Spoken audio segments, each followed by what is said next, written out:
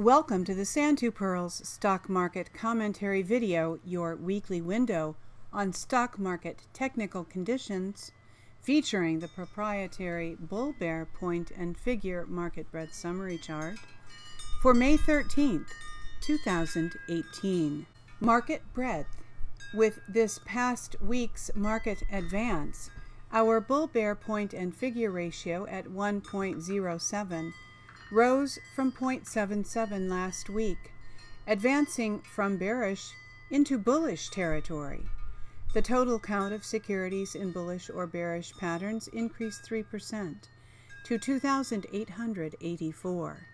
The count of bearish stocks decreased 12%, while the count of stocks in bullish patterns increased 23%. The Pirls PNF Market Breadth Summary Chart shows us a market now 1 week in bullish territory. Paid subscribers have access to the Open Office Calc data from which the chart is generated. You may become a paid subscriber by visiting s2pmarketsignal.com, clicking Membership, clicking Register, and following the prompts.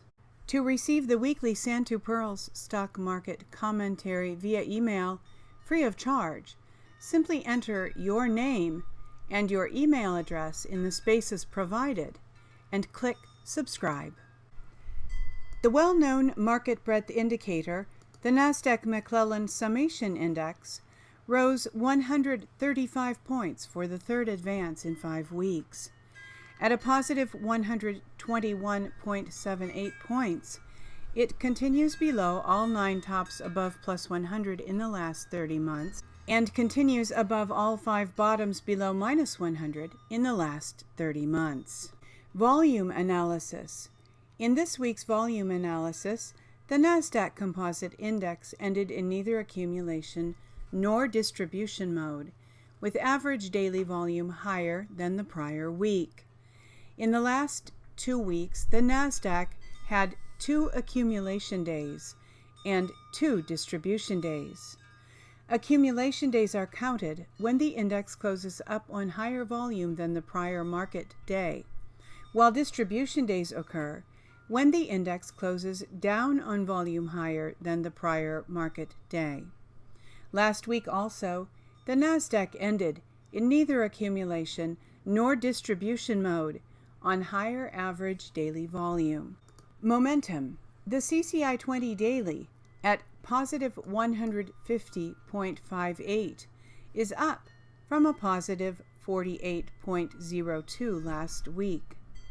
At Friday 5-4 close, the CCI 20 daily pivoted from about negative 44 at Thursday 5-3 close, forming a zero line reject long entry signal within the plus or minus 50 range, rising to a positive 48.02 at Friday 5-4 close for a long entry signal at Monday 5-7 open.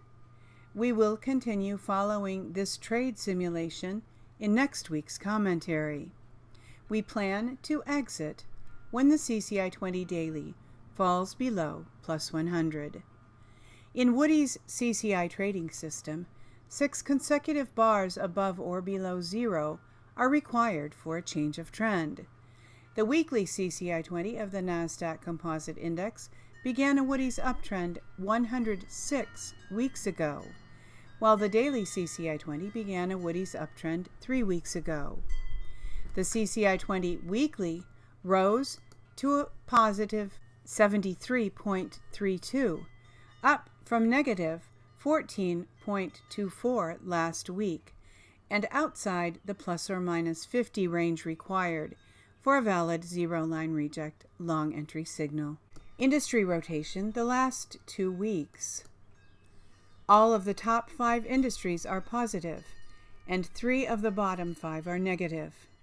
Summary: some tech and oil on top, some tech on the bottom.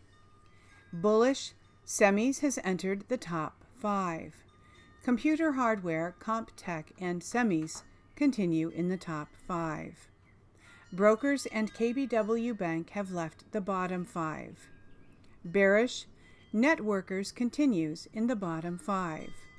S&P Retail and REITs have left the top 5.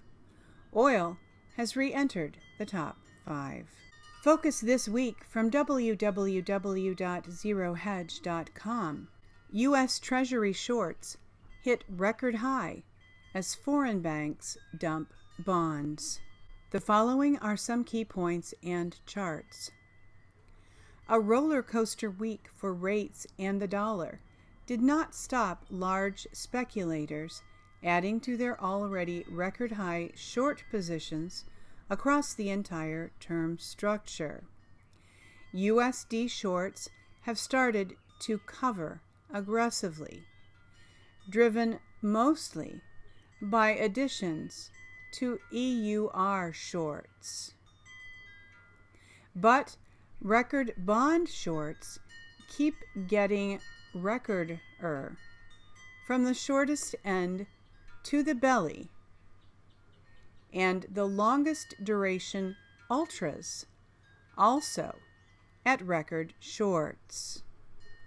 Interestingly, as the Treasury curve has collapsed, it is clear from the chart below that large speculators are betting on curve steepening, reducing their shorts in 2Y, TSY, and adding to shorts in 10Y, TSY.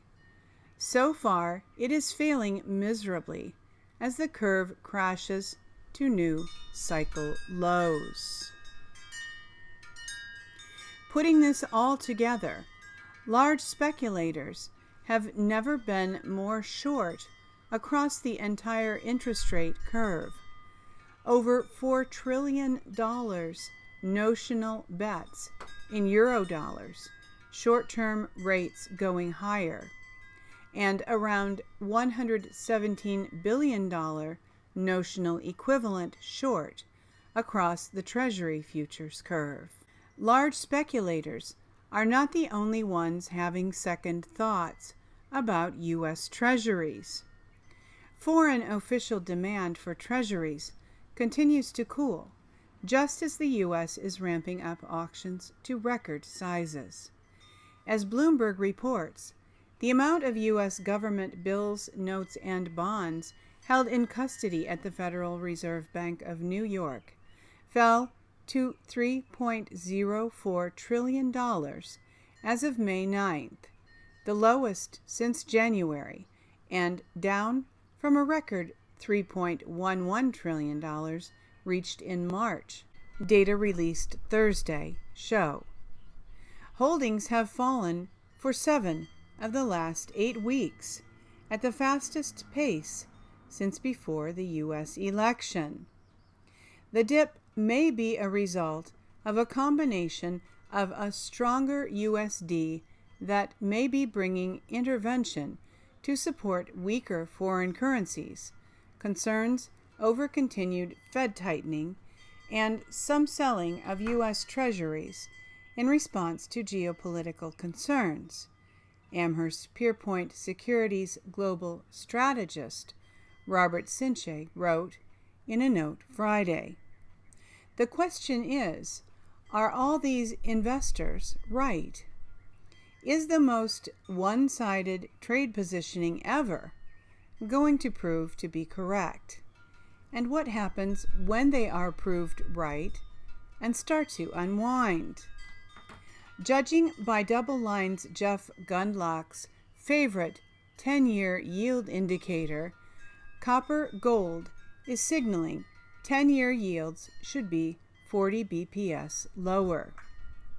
Now that should shake out a few of the weaker hands in the record bond shorts. Thank you for watching this week's Santu Pirls Stock Market Commentary video featuring the proprietary bull-bear point and figure market breadth summary chart compiled by Donald Pearl, www.s2pmarketsignal.com. Hope that you have been enjoying a peaceful and pleasant weekend and a happy Mother's Day, and hoping that you are looking forward to a prosperous and productive week coming up, and wishing you true success.